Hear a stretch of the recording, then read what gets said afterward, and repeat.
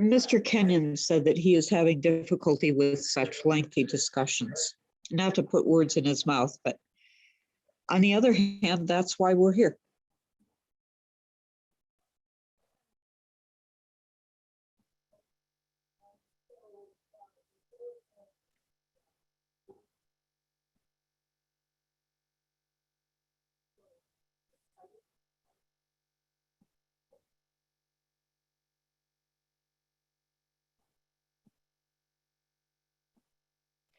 Sometimes we learn that the lengthy discussions would be better off having occurred earlier in the process, but that doesn't mean that you shut it off. It seems in my experience that what we've run into is the really heavy duty discussions. Okay. Can everyone hear me? Thank All you, right. Mr. Caius. Okay, I hate to interrupt, Ms. Allen, but time being 10:10, and we said we'd try and get right on there. I'm going to call, my name is Chris Caius. I'm chairman of the Administration Committee for Kane County. We're calling the administration meeting for Wednesday, September 15th, 2021 to order. May I have a roll call, please? Martin, Present. Berman, Herman here. Davis, Davis here. Ford. Here. Gums. Pirog. Shepro. Shepro present. Caius. And Caius present. You have a quorum. Great, thank you very much. Can I have a motion and a second for approving the minutes from the the August 11th, 2021 meeting? Raz moves. Braz Herman moves. second. Berman seconds. Is there any changes or discussion? Hearing none, seeing none. Roll call, please. Berman, Yes. Davis, Davis, yes. Ford. Braz, Yes. Gums. Gums is here and yes. Thank you. Martin, Yes. Caius. Caius, yes. Thank you. Okay. Financial report. Is there anyone, no one here? The reports are attached then. We'll move on to public comment. Any public comment today? Anybody online? And have anybody listed? All right, facilities management. This is going to be the Chris Allen show today, I think. Our Executive Director of Facilities Management, Chris Allen. Well, thank you, sir.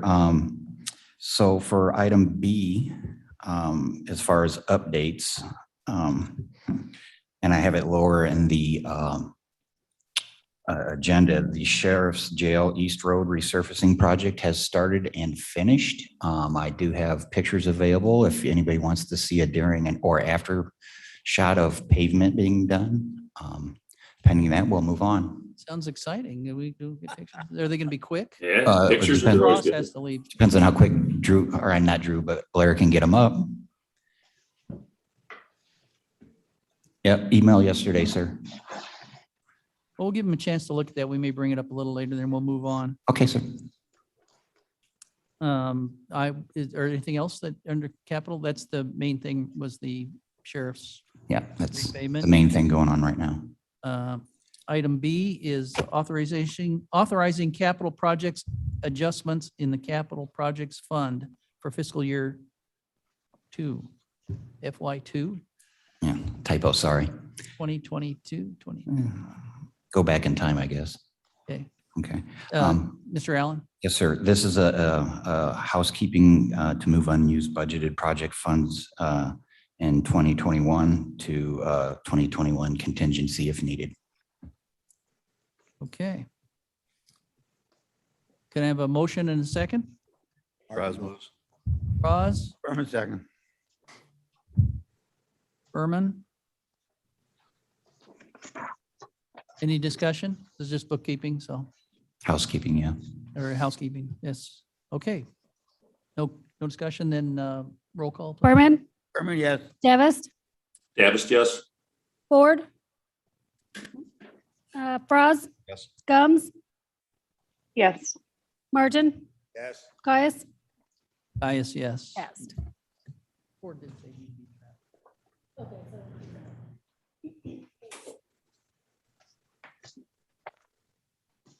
Okay, item 5C, authorizing contract for Kane County Real Estate Brokerage Services. Again, Mr. Allen?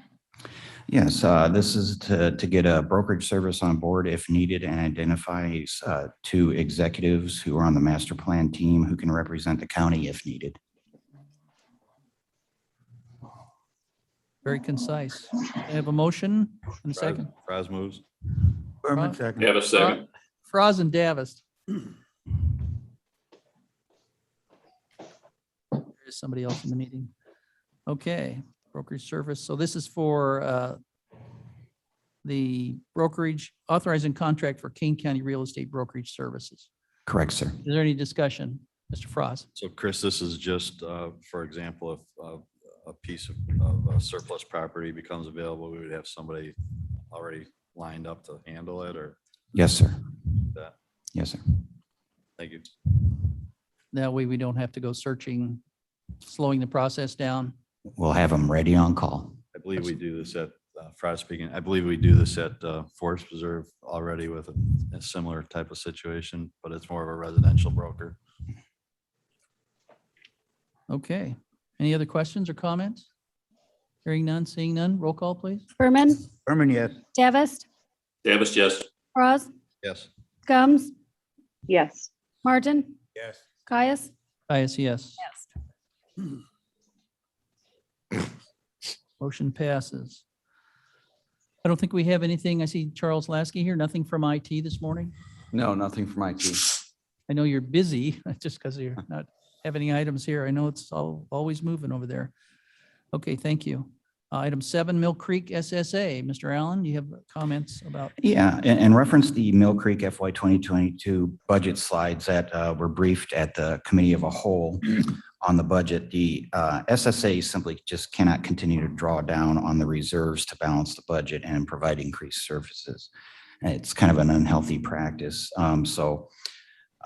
I will propose a potential levy increase or reduction of service at the next advisory committee meeting on the 20th, then make adjustments as necessary to the budget. Just keeping the admin committee informed that we're constantly trying to figure out ways to get better services as well as remain within the budget. Mr. Frost, any comments about that? Yeah, we've been talking about it, and staff's been on top of this for the last several months. So we're talking internally, but we'd like to run it by all the board members of the advisory board and get their response. But yeah, we just can't continue to pull, 40,000 out of the reserves every year when we've only got 300,000. And the fear is if something major happens, like a tornado or flood, where we have to hire some subs real quick and spend 50,000, we won't have it. So we're trying to come up with a long-term solution. So the next step will be run it by the SSA advisory board and then come back to this committee. And that's the typical procedures. The advisory board lets us know what their wishes are, and then we enact it. Yeah, the advisory board's made up of residents of Mill Creek who are also taxpayers into the SSA fund. And they advise us, but they're strictly an advisory role, kind of like the ZBA zoning board. Okay, Mr. Martin? To the last sentence that Drew offered, I assume, I'm totally supportive of keeping the reserves and in fact rebuilding them to whatever they realistically should be if they're short. But I don't want us to be on the hook down the road. So we in fact can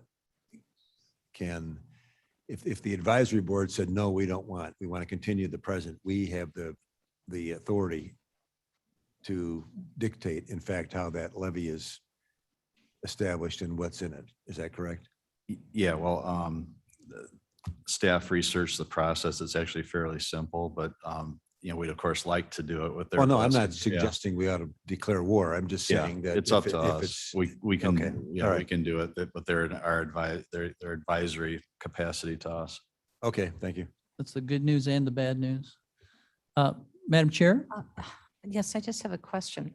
How much further are they behind in their reserves? Should it be 500,000, 750,000? I mean, what is the goal to be comfortable with those reserves? I believe the comfort level is 300,000. And what are we at now, right now, Chris? I'd have to go back and look, but I think we're around 189. So just every year it comes down by a big chunk. So we're trying to head it off before it gets down to, 80 or something. For clarification, then you're asking them to increase their levy into the special service fund? Yes.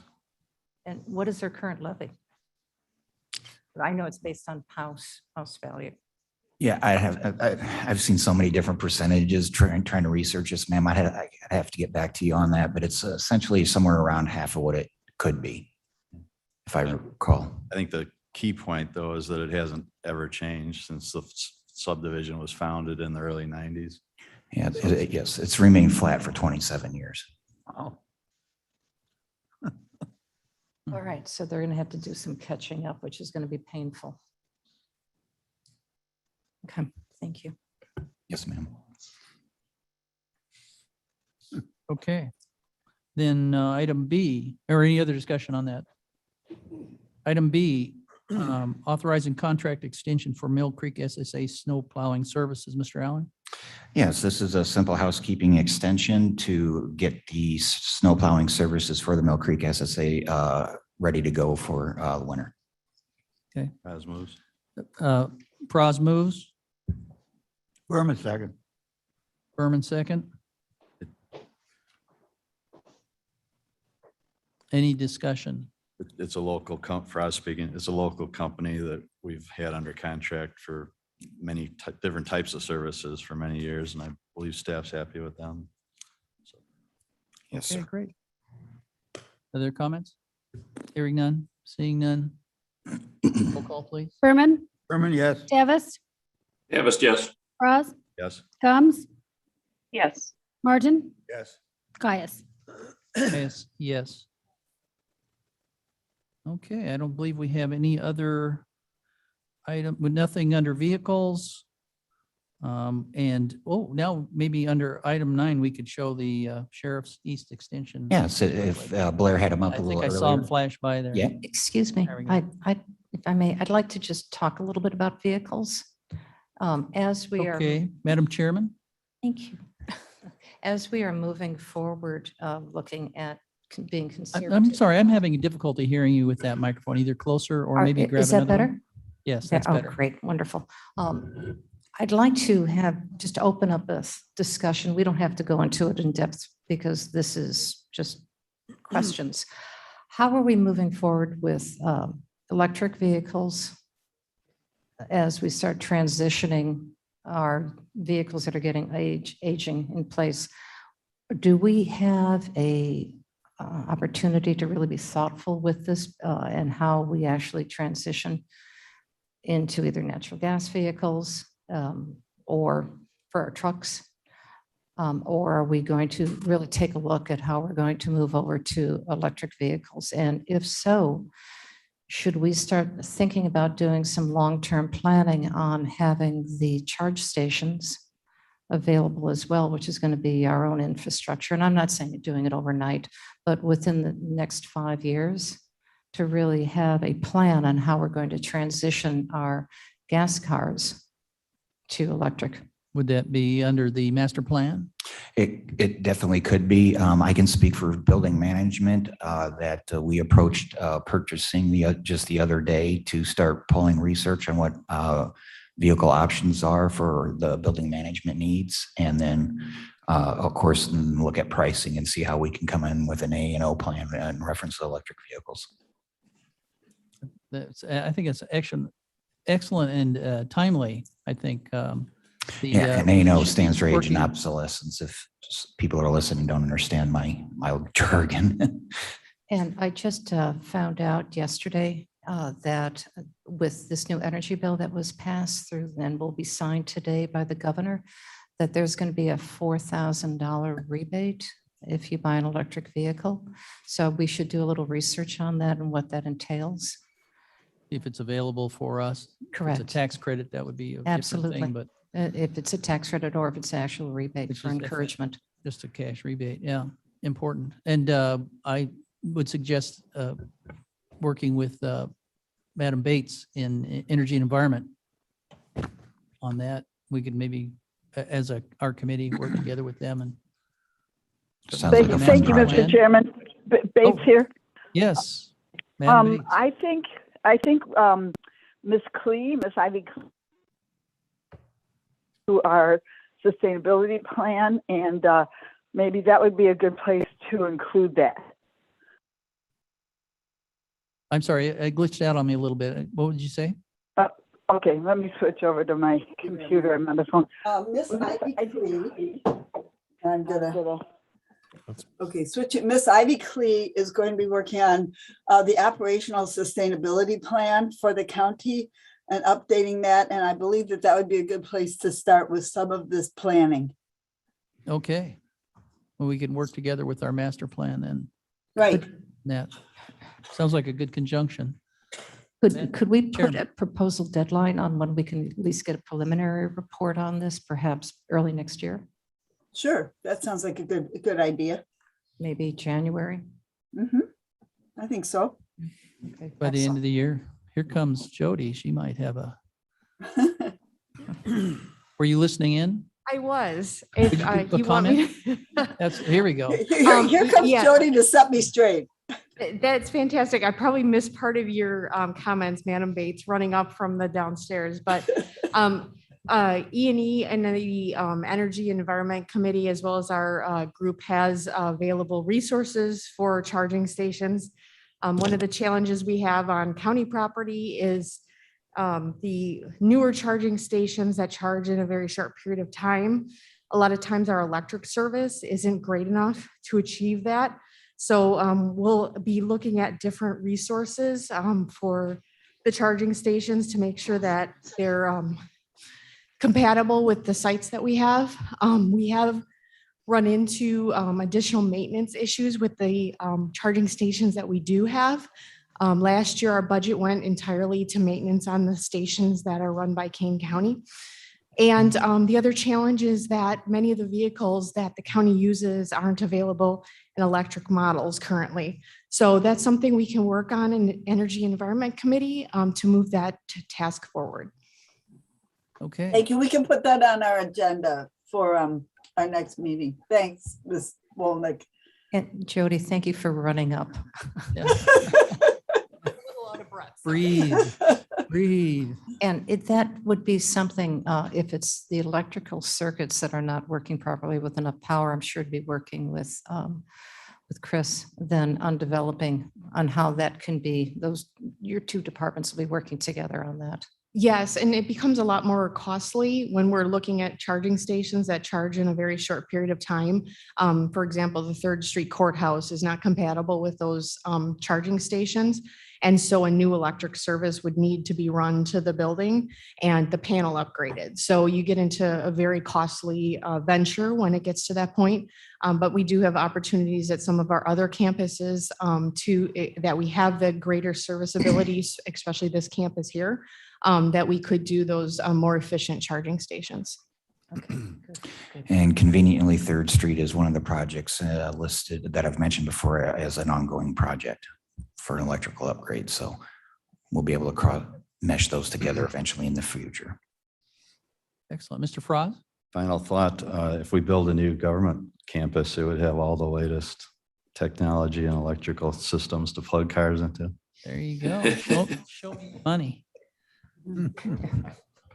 We could have a toll booth on the new government center. It would actually make our cars solar, I think, wouldn't it? If we're drawing solar power in out there and putting it right into the cars. Mine is. Nobody likes my idea of a toll booth on the new government center. Thank you for your comments. You're welcome. I'm sorry. We'll somebody say charge top- for parking in our new parking facility. Okay. Well. It has to be moving ahead, sunsetted though. I'm sorry, Ms. Gomes, did you have something? I just wanted to make sure everybody knew it had to be sunsetted. Oh, Yes. We're Sunset the poking you, toll Chris. booth. We're poking you. no tolling. Oh, that's Sunset an the toll idea. booth. So, but just going back to all seriousness, I think it is a possibility that we can start looking at the transition, whether or not it's our deputies' vehicles, maintenance vehicles, and transportation vehicles, and certainly, Jody, your vehicles as well, to start really targeting and see how we're going to be doing this transition, and what it's going to take, and financially how we can support it. If all goes well and the federal dollars are available for that, we perhaps with a plan, we can start looking at some grants that'll enable us at least to do some pilot programs. But we have to have our ducks in a row, obviously, with a thoughtful plan to be able to appropriate and ask for those resources. And if now that we do have solar, that'll be eventually at the Judicial Center, you're absolutely correct. Perhaps we can talk about that. If that is an opportunity for us, I don't know. And if we could do it here as well, if we don't build a new campus or the campus is going to be in the future, could those be powered by solar cells? It's just, the research is required. The current charging station out at the Judicial Center for the 4 sheriff's vehicles it comes through that same meter that's going to be utilized for the solar. Excellent. So we will be using solar for recharging those four vehicles. Good. Very Driving on sunshine. Wow. good. Yeah, it's good. Good news. Yeah. I was just up at Madison over the Labor Day, and the the new Google building has a whole parking lot of Tesla chargers going in. I think they were brand new, but I saw at least 9 charging stations for their parking lot there on the north side of Madison. So things are happening. And before, because I made 2 suggestions, what about natural gas? Is that something that we can amend to our current vehicles for our transportation vehicles? Mr. Franz's contribution? We talked about that back when I was on, I guess at admin, when I was chairing admin. But there is a local company, I think, that does that, but it's very expensive to retrofit. Big trucks, I know there's one of the largest cement mixer companies, fleets in Chicago, is using natural gas, but there are some challenges for our snow plows because the tank has to be so big. Space on those trucks is already at a premium for all the equipment they have. So right now it's not real viable. For larger. Mr. Chairman? Yes, Ms. Bates. Please. I would much rather see us move forward with electric. The natural gas is still a fossil fuel and maybe not where we want to go. Comment accepted. Yeah, Madam Chair, another comment? absolutely. But if we can look at our snow plows and see if there's for the future, to see what's going to be available. So once again, as they're transitioning, if we can remove away from gasoline to, I have no idea what, that can possibly move those vehicles appropriately. That may be something that we can start considering. Talk to KDOT. And look at long-term plans for that.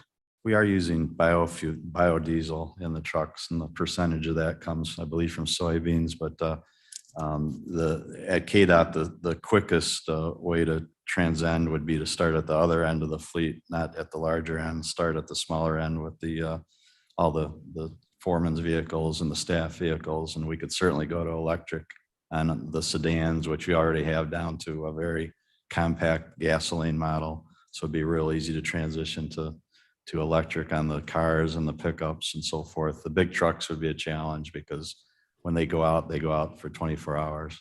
And we certainly don't want, and there is no viable electric big truck right now, but there probably will be in the future. Okay, good enough. Thank you. Thank you very much. Interesting discussion. Excuse me, interesting discussion. Exciting, very exciting. Thank you for bringing that up, Madam Chair.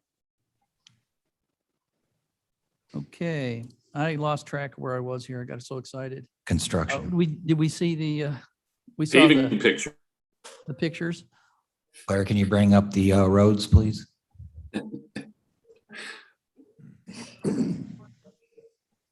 So this is a picture of the East Jail Road while it's being grinded down. The grindings were repurposed and reused on the service road behind the salt dome, so we didn't pay for removal of that material. Next picture, please. And that is the completed similar view, just without the striping. This is looking north. Yeah. Looking up the hill, yeah. Blair's not sharing with us online. Oh, I'm seeing it. I'm seeing a nice road. I have it too. okay. I think it's user error then, Mark. Sorry. Yeah, well, I have a picture in my mind. That'll work for now. Okay. It is pretty close. Maybe you can visit. It's almost in your district. Blacktop. Yeah. Okay. I'll go look at my driveway. Okay. New is, we'll finish with that one then. Item 10, any new business? No new business. And for old business? Yes, if I may take the microphone again, under old business, and I've mentioned it before, I had commissioned a staffing assessment, cost benefit analysis on the building management department. Mr. Bradley Townsend is here today. He's who who I commissioned to do the assessment, and if it pleases the chairman, I'll bring him up, introduce him, and Why don't we do that? Yeah. okay, Mr. Townsend, can you take the microphone there? So Brad, if you'd like to introduce yourself and your qualifications for this project, as well as give us an overview of your findings.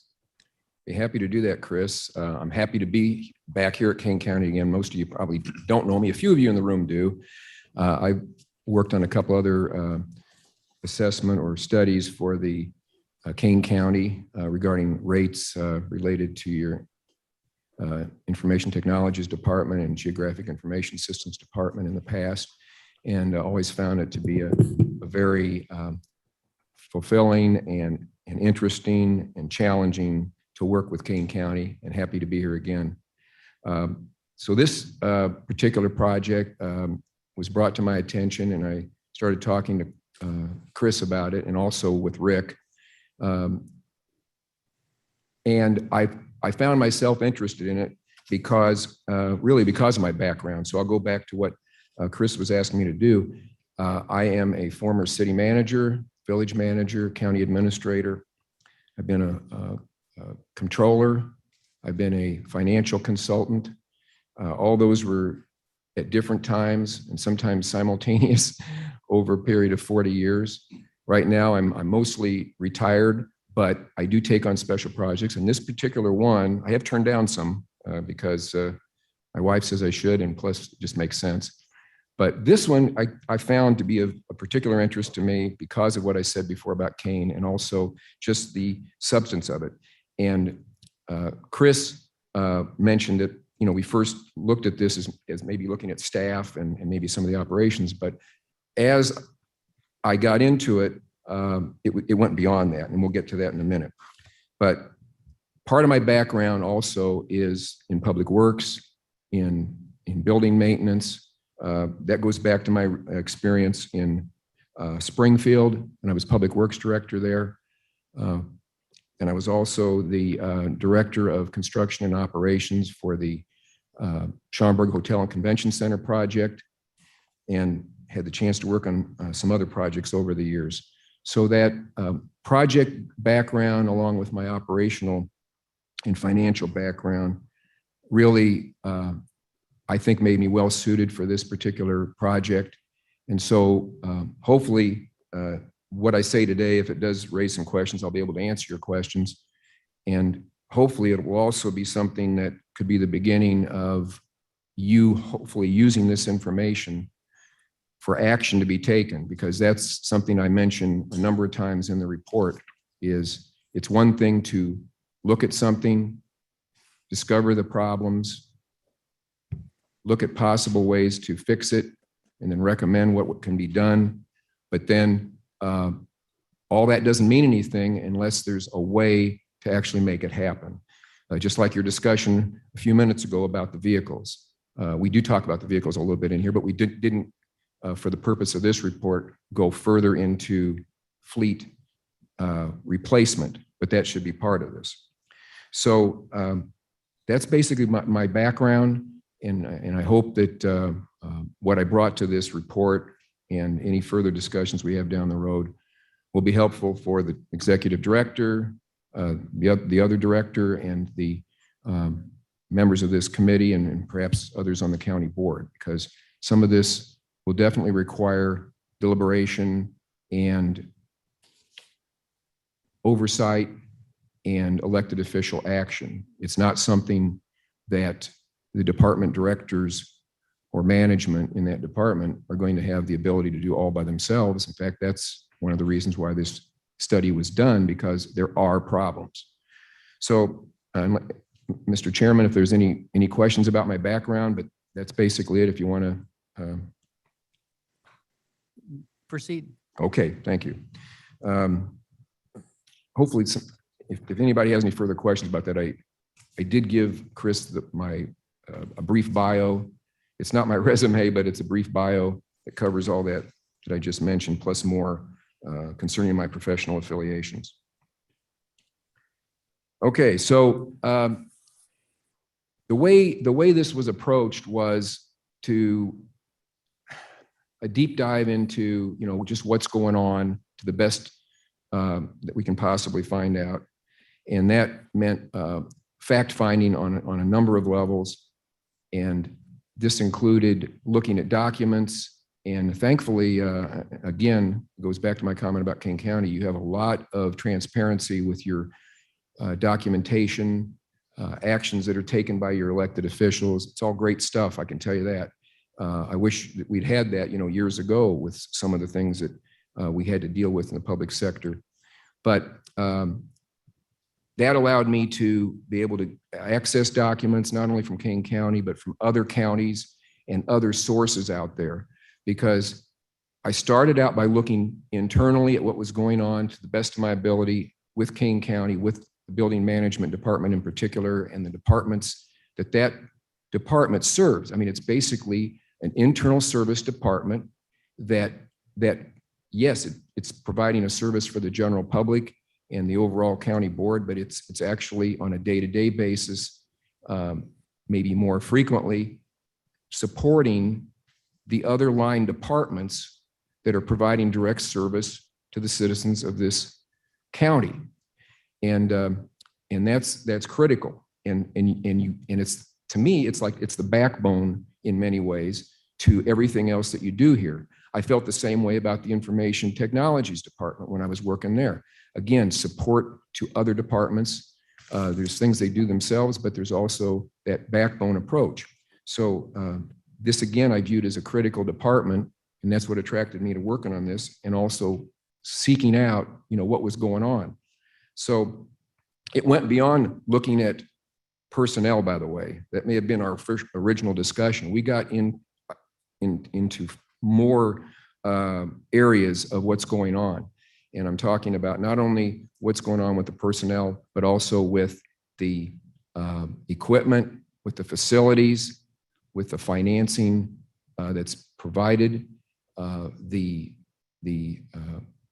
related activities of not only the buildings, but external maintenance that goes on, and just how is it that the building management department, who does, as far as I can tell, an excellent job, how are they able to get that done, even though they're challenged every day with just getting the work done? As I also found out, demand for work, demand for service has been increasing over time. And I don't see any reason why that trend will not continue. I see it continuing. And this is because you have, yes, new buildings that you've authorized to the county board, but that also requires kind of a shakeout of those buildings. But you've got a lot of older buildings with equipment within it that is itself aging, and in itself needs to be either replaced or a different system put in the situation. So these were all things that I found overall.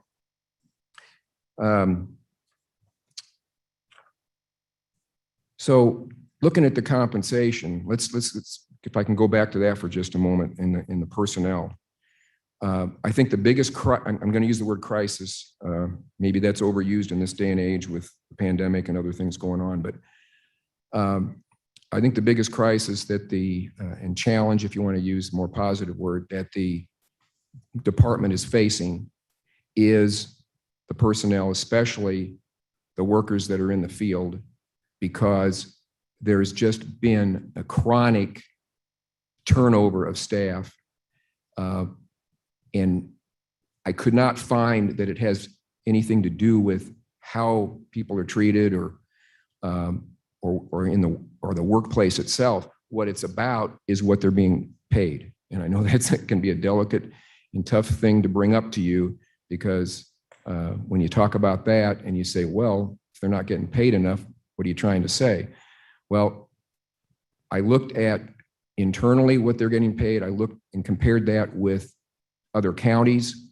Clearly, Kane County, even with the comparable surrounding counties that I surveyed, is just falls way short of the basic pay and other benefits compared to the others.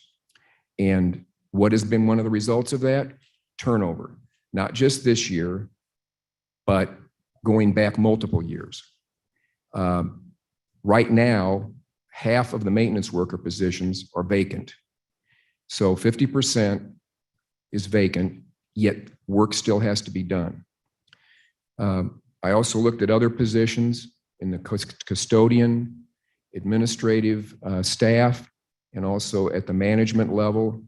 And I found that particularly in those other positions, there's also an underpayment compared to the other counties. One other thing I looked at was, well, what about the private sector? Because I tried to convey a little bit from my background. Yes, I've worked as a public servant, but I've also been in a business consultant. And so I felt like, let's take a look at what the trades are getting paid out there, because there are businesses out there that maybe, all desperate to hire, or they may be having turnover. So they reach out. And in this case, I found that when you look at the prevailing wage rate of the Illinois Department of Labor, even as I did by removing reference to any overhead costs or any benefit costs, just the straight payment, that the Kane County field workers fall short of what those people are getting paid generally for prevailing wage rate. So that sets up in the area of personnel and compensation, competition that is very, puts the human resources department and the building management department in a tough and sometimes impossible position to be able to hire and then hold on to. It isn't just hiring, it's actually retaining the employees. So they end up losing people after maybe a year or so of training. So Kane County becomes a training ground, and then somebody else benefits from it. That is a loss of your investment dollars from the taxpayers. That is a serious matter that really shouldn't be happening.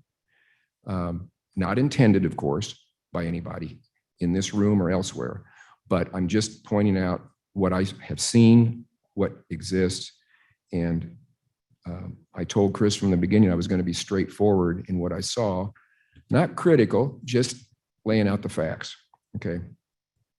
So that's pretty much takes care of that. But except for one last one, I wanted to mention, I did take a quick look at also what current job openings at these other counties, and all of them had, and actually Kane had the openings posted as well. Again, the range for Kane less than all those others. So anybody just taking a quick look at the job announcements would see right there that, so you may be, the reason I'm bringing that one up is because you may actually be missing out on some people that don't even apply to Kane because they see that the range is less, and they'll just channel to the others. Again, unfortunate, not intended, but it's the way it is. So I have, that took some analysis, so I have analytical conclusions regarding that, and that's all laid out in the report. Another thing I brought up was, well, looking forward, what should be done here? But before I do that, Mr. Chairman, should I stop in case there's any questions about the fact finding on that, or should I continue? I don't want to be preaching here. I just want to. And you have the charts for those comparisons of wages on 14. Yes. Pages Yes. 4. I'm just going to refer to that. Those are all in there in the body of it, and then I go into even more detail. By the way, I should mention at the beginning, I boiled all this down to one-page memo at the beginning of the report. And I learned that a long time ago from my professor, mentor, Jim Banovitz, and others. Hey, boil stuff down if you can. But I also have all the details, Mr. Chairman, in the report, and even more detail with citations and sources that back up what I'm saying to you in the worksheets that are toward the end of the report. So that way, you depending on what time you have or what your responsibilities are with the county board, you can look at this as oversight as much as you want or further into the details. Certainly much material here to digest. And I apologize, I don't think that anyone online has these, do they? No, so I apologize. We just got these, so. Right. Nobody's fault. It's just a matter of timing. Maybe we make sure that certainly at least the committee members receive a copy of the materials. Yeah, I can get these, the digital version PDFs to Karen today for distribution. Okay, or Would anybody you else. send that out to everybody, please? I think everybody, yeah, you're right. I shouldn't have just limited to that. We should have this go to everyone because the charts are quick and enlightening. You can give Mr. Well, would that then need to go to Jane? Yeah, send it to Jane, have her distribute. Yeah. I will consider it done, ma'am. And then you can give Mr. Allen some instructions on executive summaries. That's an inside joke. Short inside. Yeah. Executive summary. Point taken, sir. Not gonna let it go, am I? Yeah, I should mention also, there was a mayor I used to work for too that said to me, Brad, this is too long. So I learned that about 30 plus years ago.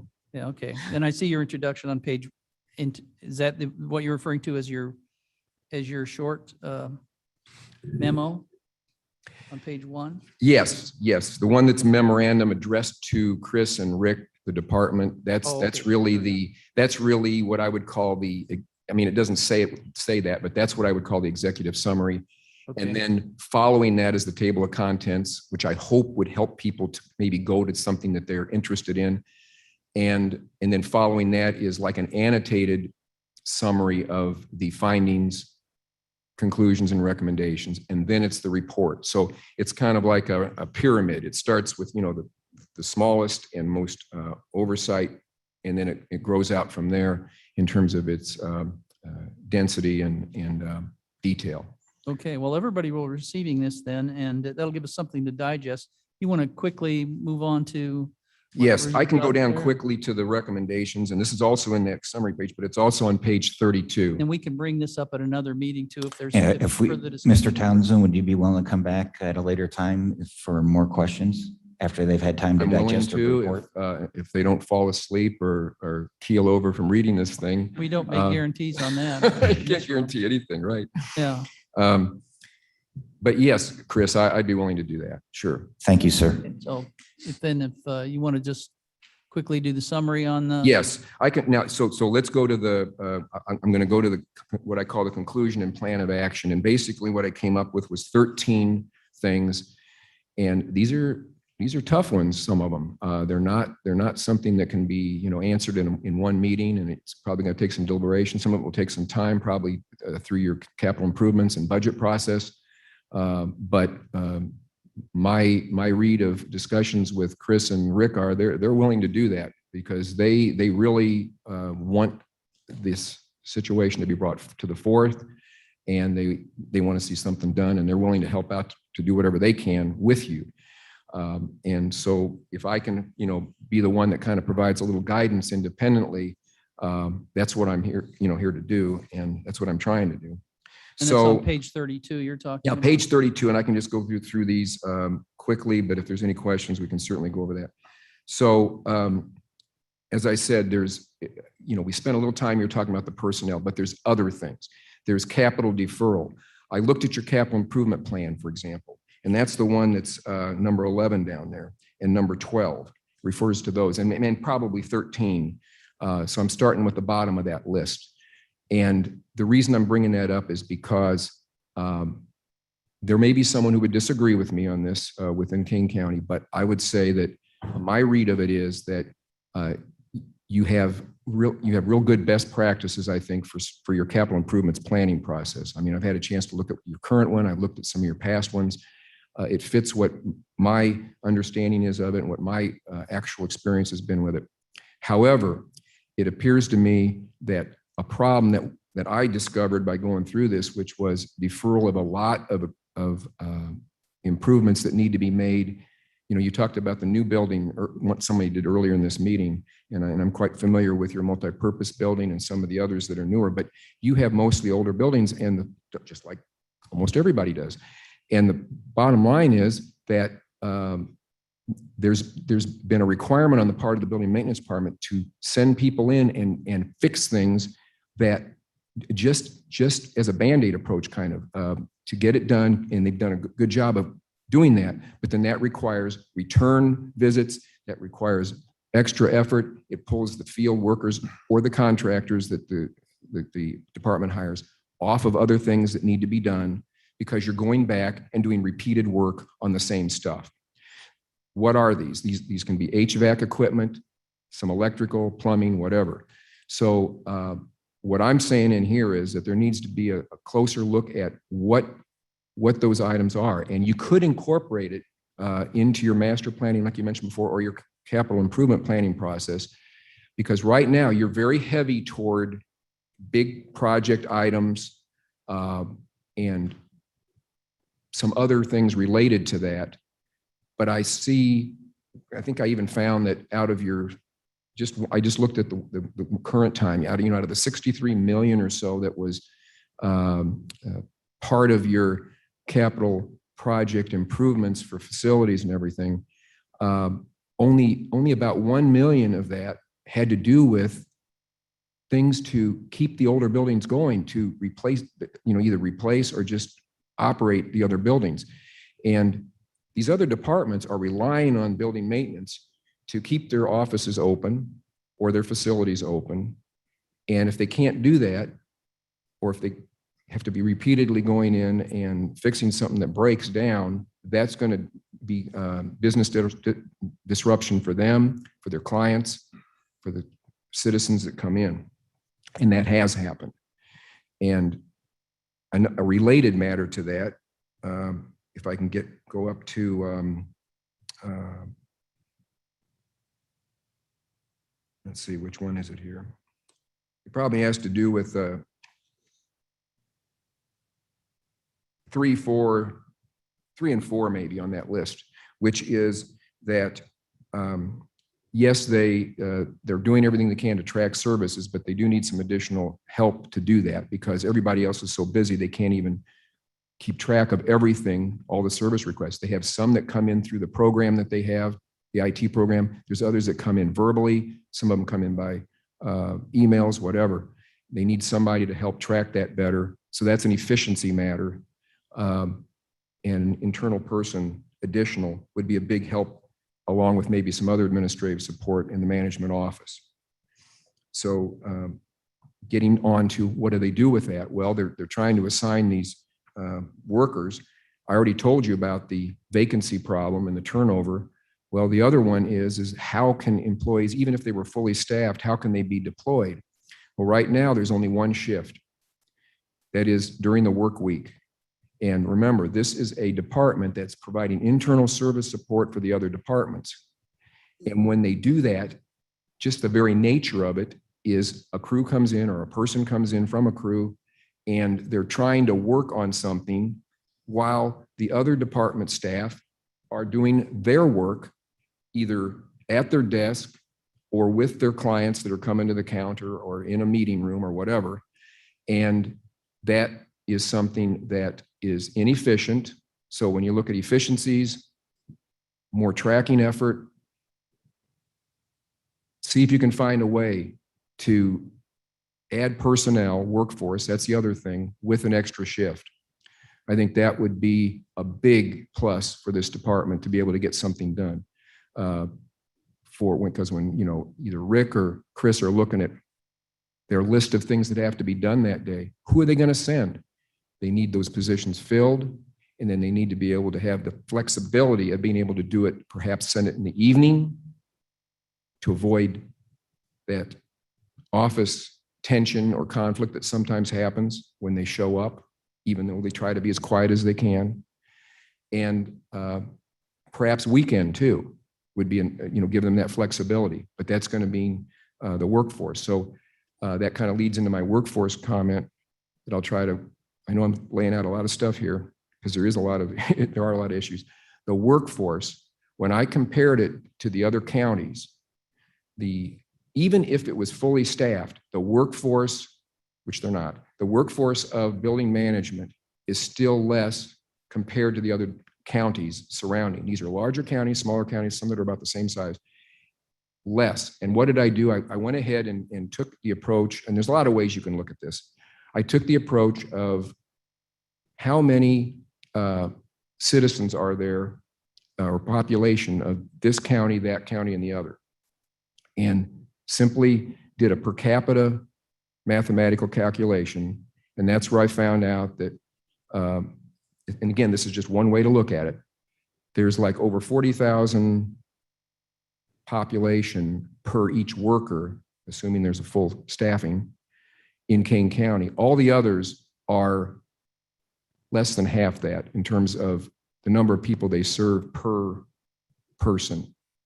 So, even just looking at it from that kind of maybe 30,000 foot level, they have a big challenge. And I think it's amazing that they get done what they do get done, but that's not a sustainable thing.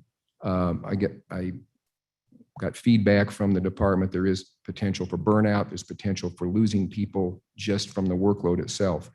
I wasn't able to determine that that's why maintenance workers are leaving. I think it's more about the compensation, but there could be that could be part of it.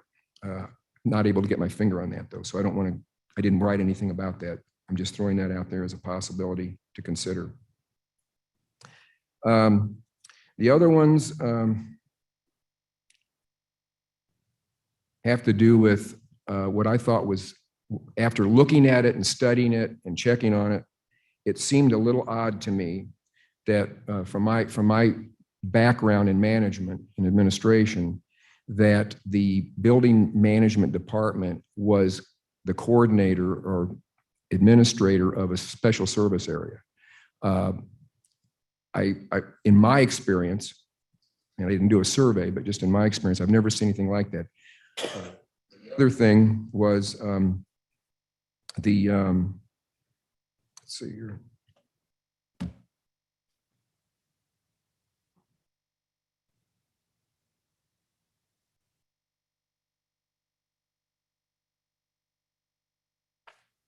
Oh, the other one had to do with the vehicle fleet. The vehicle fleet master list.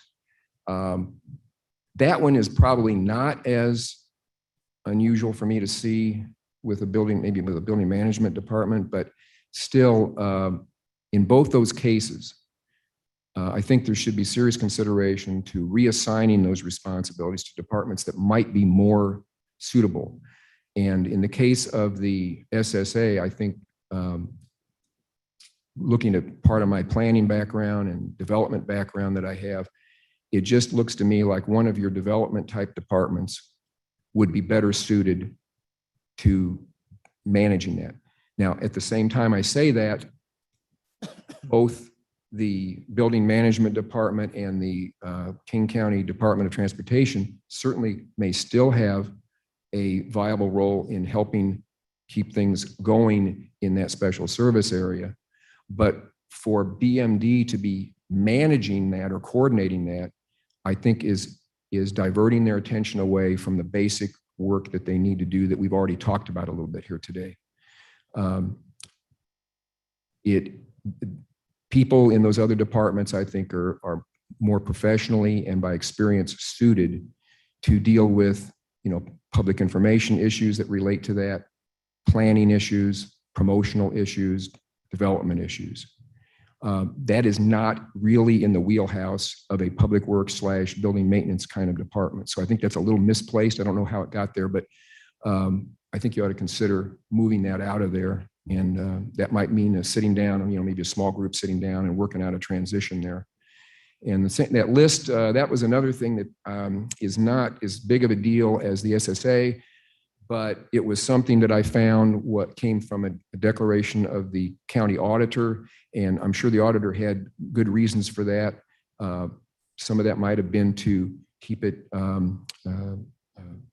independent, maybe from other departments that are larger. But I think just from my management standpoint, I'm not questioning what the auditor's declaration was, but I think from my standpoint, that list, because it has to do with vehicles, would be better suited for a department that actually has a lot more vehicles. There's not even 24 vehicles in the BMD department. And that's something that needs to be looked at as far as, type of vehicles, maybe electric vehicles, as the chairman of the board was talking about earlier, or even just conventional vehicles. Anything might be good for replacement there. But it doesn't seem to make sense to me that one of the smaller departments is in charge of that list and has to do whatever related management there is from that. So that's another one that I think might be well suited for another department, perhaps the Department of Transportation, perhaps the Sheriff's Department. I'm not really sure, the ones that have the largest fleet. But that's something to consider, and again, might involve having to sit down with a task force and go through that. So those were a couple of extra things that kind of came up that I was a little surprised to see and didn't expect when I started the project. And then finally, I think I would like to say that kind of looking forward beyond the current situation, I think I've recommended in here that there be an immediate pay increase. Again, I know it's not coming out of my pocket, so maybe it's easy for me to say, but a pay increase for those workers is warranted. I put in there 5% for right now.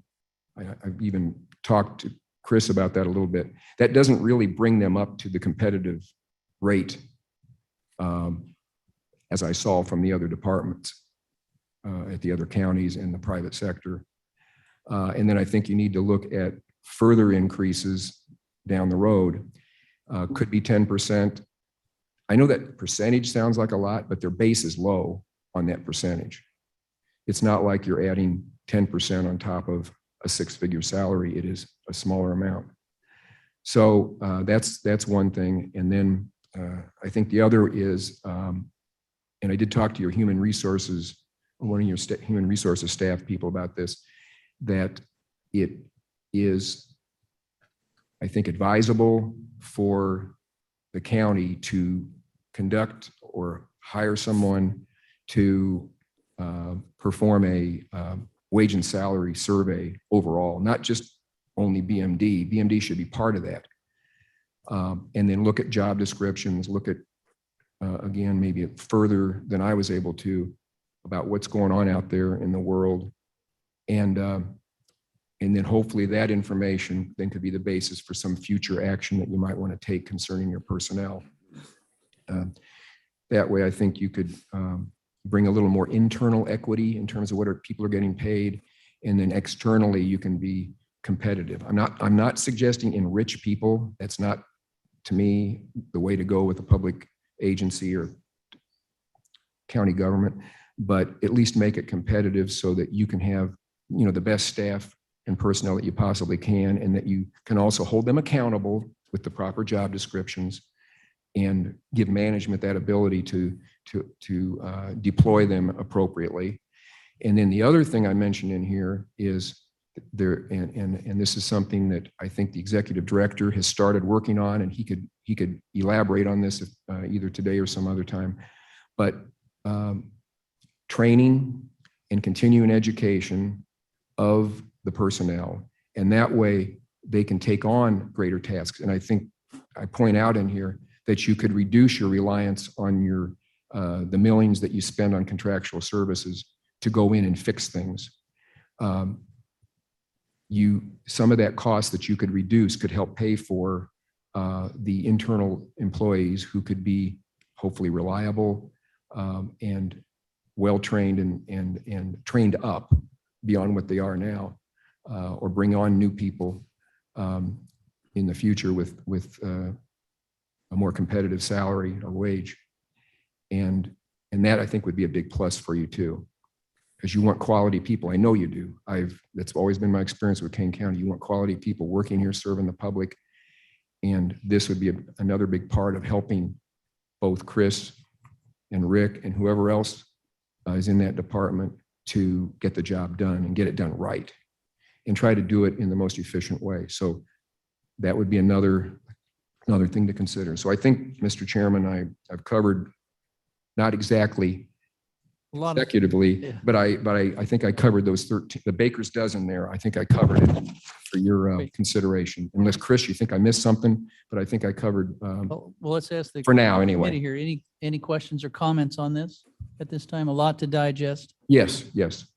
Certainly this will give us some good insight to what we should be doing in the future. I commend you on your work, and certainly it's a very nice looking and easily digestible thing, but it's detailed and there's a lot of information in there. Well, I thank you for those comments because it's nice to hear that feedback.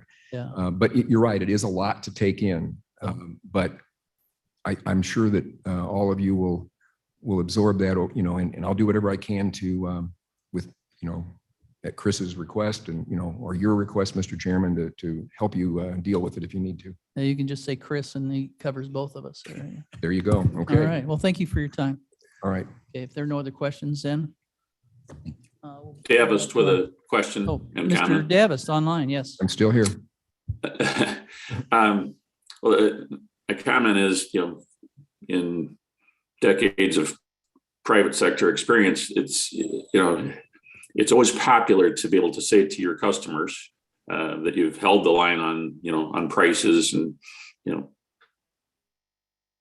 stay in the course, but you can't go that way very, very long, before it catches up with you. And we've dug ourselves a little bit of a hole here that we now have to work out of. But my question, in your experience, have you seen, or is there a reason to look at a fleet maintenance department, so to speak? Is that something that, instead of separating it out into each of the various departments to take care of their own, have you ever seen one where that is a department that looks at the fleet for everyone? Yes. And I think an organization like Kane could be large enough to do that. I'd say most of my experience is that it's usually a division of a department, but I have seen it, like when I was in Springfield and in Schaumburg, we did have specialty maintenance of the fleet and a vehicle fleet replacement plan. I don't think you have to necessarily create another department to do that. I think you just need to make sure that there is some person that you can hold accountable, and that person has enough resources to track and take care of that. But you also have to have, obviously, the people who are going to maintain those departments' vehicles. So would I say, I'd say the ideal would probably be what you're suggesting. I mean, if there's a way to carve that out and make it happen, if you have the ability financially to do that, that makes a lot of sense to me, because then they can focus on that and be held accountable for that. And they then become the internal service department for the other departments in that respect.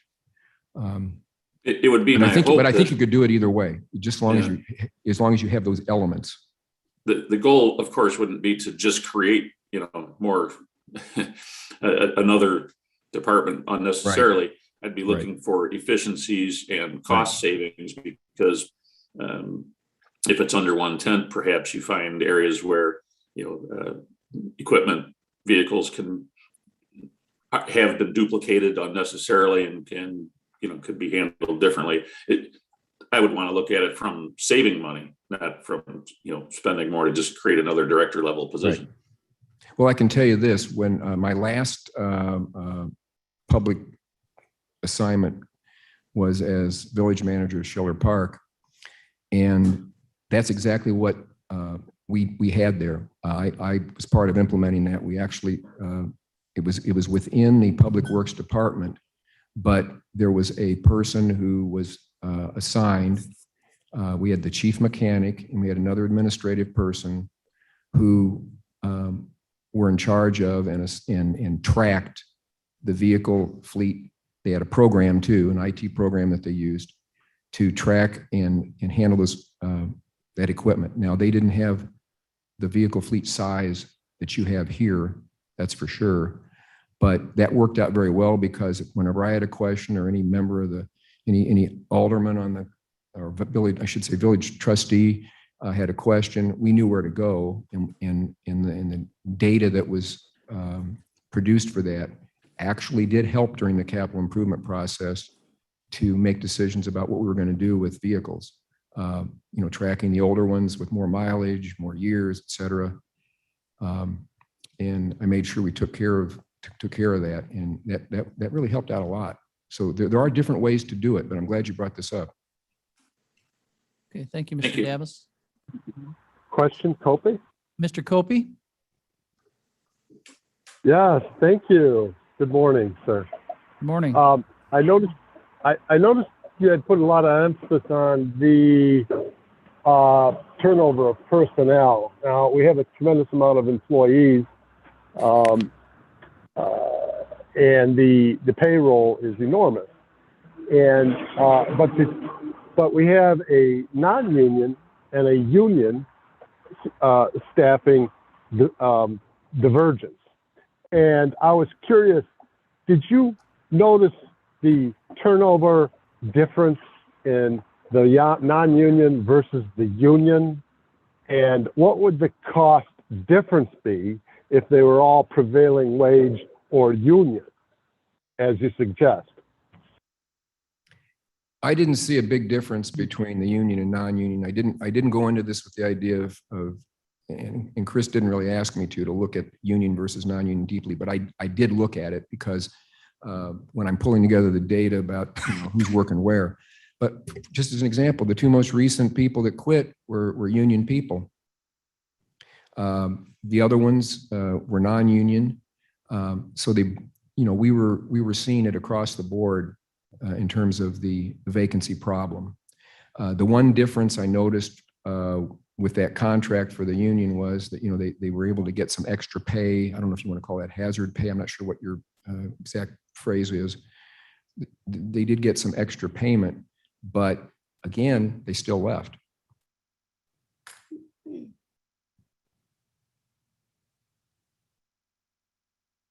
Did that answer your question, Mr. Copey? Oh, I'm sorry. Yes, that's pertinent, and it's enough for now. I don't mean to belabor any point. Okay. Thank you. Okay. Any other comments or questions for Mr. Townsend? Mr. Fonstock? One of the things I would point out for the vehicle inventory, that's actually defined in an ordinance. And it says that for fixed assets, it goes through finance, and for insurance liability, it goes through HR. So they have to both maintain inventory for those two purposes. We functionally work on it between building management and IT because the list needs to be made. So they are by ordinance, I think, charged with keeping those lists. But functionally, operationally, it's done between building management and IT. So, but it is in the ordinance. I just looked it up. Okay.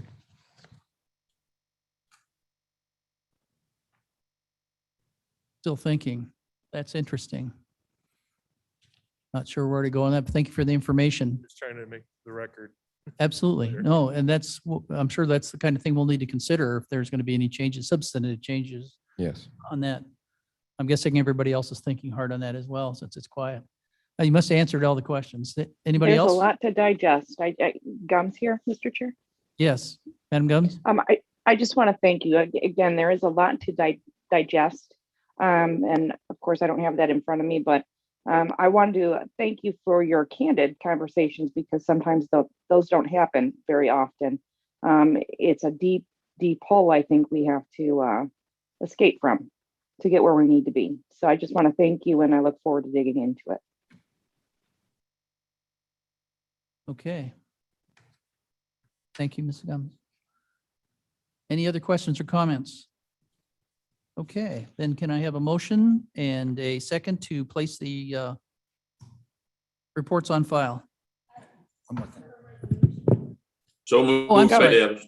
Excuse me, bookkeeping, I was asked through Chris from the sheriff to pull the resolution A for consideration today. Yes, it's now going to the ARP, I do believe is what Sheriff Hain told me. And I've also had conversation with Sheriff Hain in reference resolution 21-27 that the sheriff will need to determine who he'll be assigning project or signature authority to for that resolution in reference things like pay applications, change orders, invoices, et cetera. Okay, so as far as this committee, it was requested that it be pulled from here, wherever it goes that after that, and maybe be up to them. So as chairman, I'm pulling that as per requested. Any other comments about that? Reports, and then can I have a motion and a second to replace the fort? Berman moved. Like I said, Berman Gums moves, will second. Gums second. Discussion? Roll call, please. Berman, Berman, yes. Davis, Davis, yes. Frost. Yes. Gums, Gums, yes. Martin, Yes. Caius. Caius, yes. Yes. Motion passes. We have no need for executive session this morning, I believe. Motion for So adjournment. move to adjourn by Berman. Gums will Davis, second. Davis, second. All in favor? Aye. Aye. Aye.